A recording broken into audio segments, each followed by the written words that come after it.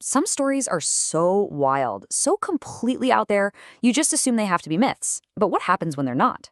Today, we're digging into one of history's biggest mysteries, the Count of Saint Germain, a man who some of Europe's most powerful figures claimed was an alchemist, a spy, and maybe, just maybe, an immortal. Our story doesn't start in some 18th century palace, but in a quiet, modern archive. A scholar stumbles upon this single forgotten ledger, a book that could finally separate the man from the myth. And it poses the exact question we're going to explore. How does a legend like this get its roots so deep into the solid ground of history? And this book, this is our primary source. Inside are the first-hand accounts that make up the very backbone of the Count's unbelievable story. Now, this isn't just a collection of rumors whispered in back alleys. These are actual testimonials, written down and saved by the absolute elite of the time, just waiting for someone to find them. So, our scholar starts his investigation, turning that first fragile page, and what he finds isn't folklore. It's sworn testimony from some of the most powerful and influential people of the entire 18th century. The very first name he finds is royalty. We're talking King Louis XV of France. And he wasn't just a casual acquaintance. The king was so impressed with Saint Germain that he gave him a personal, state-of-the-art laboratory right inside the magnificent Château de Chambord. Just think about that. A place of immense power, now home to a man of immense mystery. So what exactly went down in that private lab? Well, the king himself wrote it down. Saint Germain was given a flawed diamond from the royal collection. Valuable, sure, but imperfect. After performing some kind of secret chemical treatment, he handed it back to the king, and it was perfect. The flaw was gone, its value shot through the roof, right there in front of the monarch. And that's the absolute key here. This single act, seen and verified by the king, gave Saint Germain incredible credibility. This was no parlor trick. He went from being this wandering, mysterious eccentric to a protected asset of the French state. His skills were now officially validated at the highest level of society you can possibly get. Okay, so turning the page, the scholar finds the next witness. And this guy made a living seeing through scams. The famous adventurer, the great skeptic, Giacomo Casanova. If anyone could call out a fraud, it would be him. They met in 1757. Casanova, a man who trusted absolutely no one, wrote that he was just completely captivated. He watched as Saint Germain took an ordinary 12 sous coin, basically pocket change, dipped it into some liquid and pulled it out, looking for all the world like pure, solid gold. I mean, really think about that for a second. Casanova later admitted he was suspicious of the Count's motives, of course, but he could never ever explain the physical object he saw change right in front of him. The evidence itself stumped the world's greatest skeptic. He was stuck with a fact he just couldn't debunk. Now, the last major witness from this book gives us what might be the most chilling account of all. Her name was Madame d'Adhémar, a close confidant of Queen Marie Antoinette. This was a woman right at the heart of the French court who saw its greatest days and its final tragic end. And her story is just staggering. In her memoirs, she claims she met the Count not once, but several times over a 50-year span.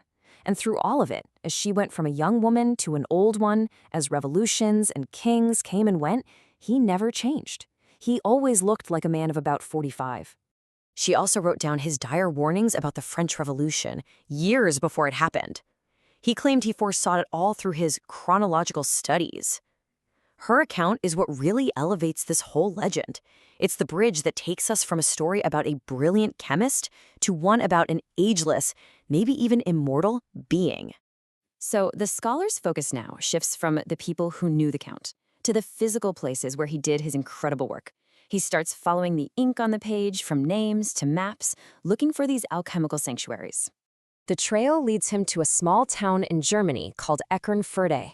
It was here that a nobleman obsessed with the occult, the Landgrave of Hesse-Kassel, gave Saint Germain a secret cellar to use as a laboratory in his final documented years. It was a final refuge for his secrets. But this wasn't your typical workshop. The records show they were focused on some pretty odd experiments. Things like creating brand new, vibrant colors for fabrics and developing treatments to make silk softer. And the locals?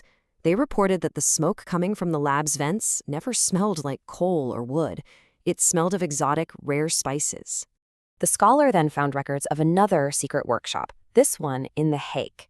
The Count apparently used this one while he was on diplomatic missions. So you've got this lab operating right in the middle of a busy city, a secret hidden in plain sight. And the accounts from neighbors at the time are just fascinating. They talked about how the windows were always covered up with heavy velvet, hiding whatever was going on inside. They'd whisper about this weird pulsating light they could see shining from under the door late at night. This little urban lab was supposedly where he perfected those flawless artificial gems he was famous for just giving away. So, as our scholar finally closes that dusty ledger, all of these different threads, the people, the places, the impossible events, they all start to connect, forming this one totally unbelievable picture. So, what do we do with all this? The thing is, the people reporting these events weren't easily fooled. These were kings, legendary adventurers, and some of the sharpest minds of the Enlightenment, the Age of Reason.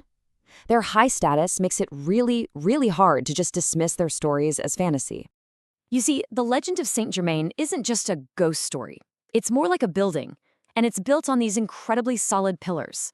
You have credible, high-status witnesses and real physical locations. These are the anchors that keep the story from just drifting away into pure myth. In the end, this was the scholar's big realization. It didn't matter if it was a king describing a perfect diamond or a neighbor describing a strange light. The story was consistent. The witnesses and the very walls of these labs were all telling the same silent truth. The Count left a trail of unexplainable wonder everywhere he went. And that's really where we're left. The labs are empty now, the witnesses are long gone, but the questions they raised are still here. The evidence is just plausible enough to make you wonder. And maybe that's the Count's greatest trick of all, creating a mystery so deep, so well documented, that it's impossible to ever truly disprove.